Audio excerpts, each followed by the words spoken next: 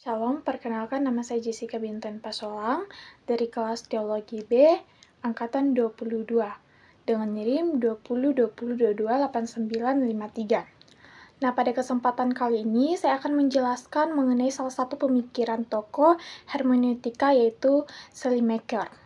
Nah, pada pembahasan yang pertama kita akan mengenal mengenai siapa itu Schleiermacher. Nah, dikatakan bahwa Schleiermacher itu adalah salah satu bapak hermeneutika modern. Namanya adalah Friedrich Daniel Ernst Schleiermacher. Ia lahir pada tanggal 21 November 1769, tepatnya di Breslau, Silesia, yang sekarang menjadi wilayah Polandia. Ia bertumbuh dalam keluarga Protestan dan diberikan pendidikan yang cukup baik dari kedua orang tuanya. Karena orang tuanya mempersiapkan Schleiermacher ini untuk menjadi sebuah pemimpin dalam jemaat. Dalam menempuh dunia pendidikannya, Schleiermacher ini sedikit bingung atau bimbang antara ia ingin menjadi seorang teolog atau filsuf.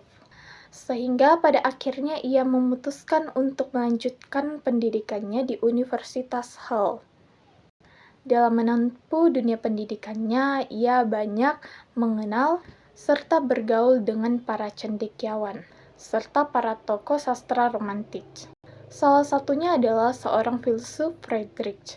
Nah, Friedrich ini yang banyak mendorong Schleiermacher untuk menerjemahkan dialog-dialog Plato. Nah, dari situlah Schleiermacher ini kemudian tertarik untuk terjun dalam dunia hermeneutika. Dari situ juga ia kemudian mulai mengembangkan atau menyumbangkan pemikiran-pemikiran hermeneutikanya. Nah, Schleiermacher ini dikenal sebagai seorang teolog daripada filsuf. Tetapi tulisan-tulisan hermeneutikanya cukup tersebar luas dalam sketsa-sketsa, afirmasi-afirmasi, dan catatan-catatan pada masa kuliahnya. Schleiermacher kemudian meninggal di Berlin pada tanggal 6 Februari 1834. Nah, itu tadi adalah penjelasan singkat mengenai tokoh Schleiermacher ini, dari pertumbuhannya dia dan bagaimana pendidikannya dia. Sekarang kita akan masuk ke dalam pembahasan yang kedua, yaitu hermeneutika seperti apa yang dikembangkan oleh Schleiermacher ini. Nah, kalau kita membaca buku Seni Memahami, dijelaskan di sana bahwa hermeneutika yang dikembangkan oleh Schleiermacher ini lebih bertitik tolak pada kesalahpahaman. Nah, mengapa ia mengembangkan pemikiran hermeneutikanya ini lebih ke arah kesalahpahaman? Karena ia ingin agar orang-orang yang membaca sebuah teks itu tidak salah paham lagi terhadap teks itu. Artinya seperti ini.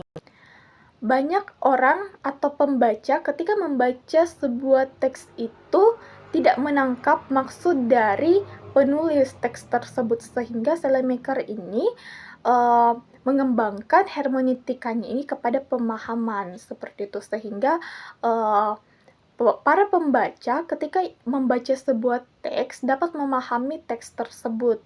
Nah, menurutnya kesalahpahaman ini muncul ketika para pembaca lebih berpatokan terhadap sudut pandangnya sendiri dibandingkan dengan sudut pandang dari penulis, sehingga para pembaca biasanya salah mengartikan sebuah teks tersebut atau tidak menangkap maksud dari penulis.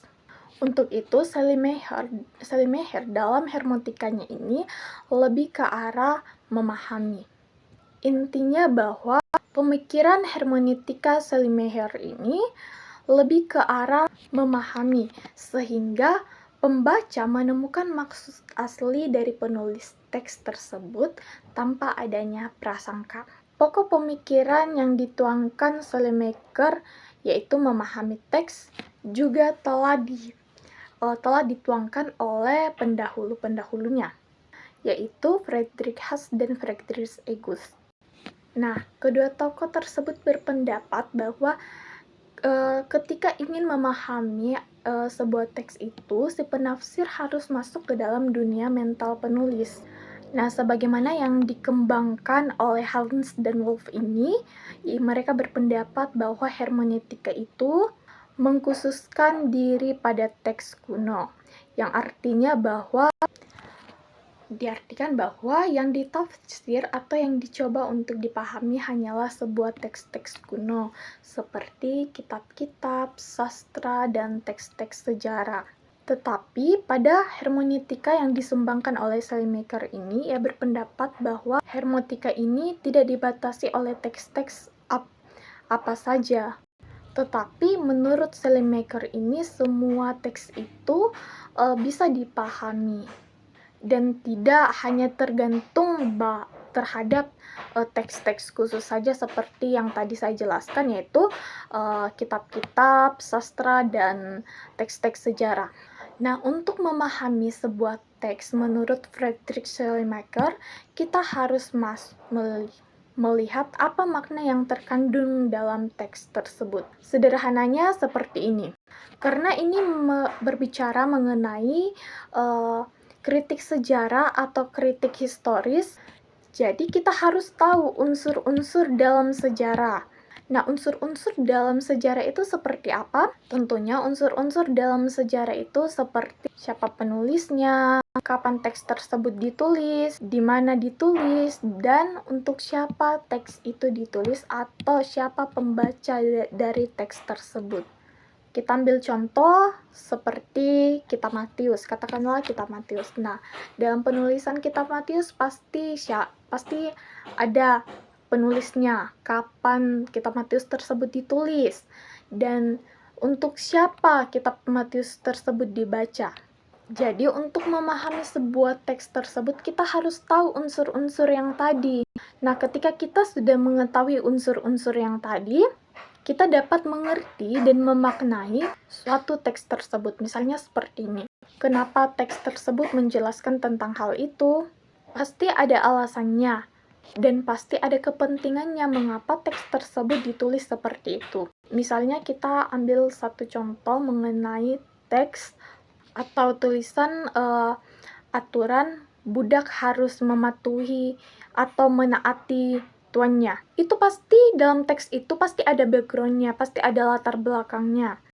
Ada kepentingan penulis dan tidak menutup kemungkinan ada yang namanya kepentingan penguasa. Jadi dipengaruhi juga oleh kepentingan penguasa.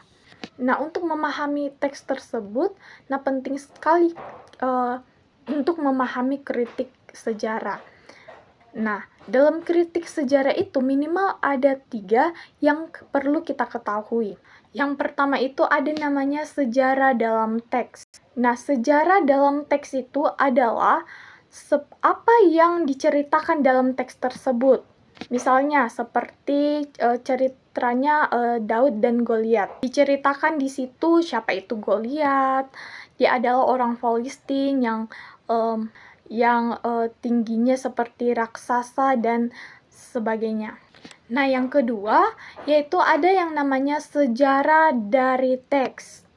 Yang namanya teks pasti ada yang namanya siapa penulis teks tersebut, kapan teks tersebut ditulis, di mana ditulis, dan siapa pembacanya. Intinya, kalau sejarah dari teks ini mengenai asal-usul teks tersebut. Misalnya kita ambil contoh kembali ya yang sudah saya jelaskan di awal, yaitu misalnya kitab Matius. Nah, kitab Matius ini siapa yang tulis, di mana ditulis, kapan ditulis, dan siapa yang membaca kitab Matius ini, atau diperuntukkan untuk siapa yang membaca kitab tersebut.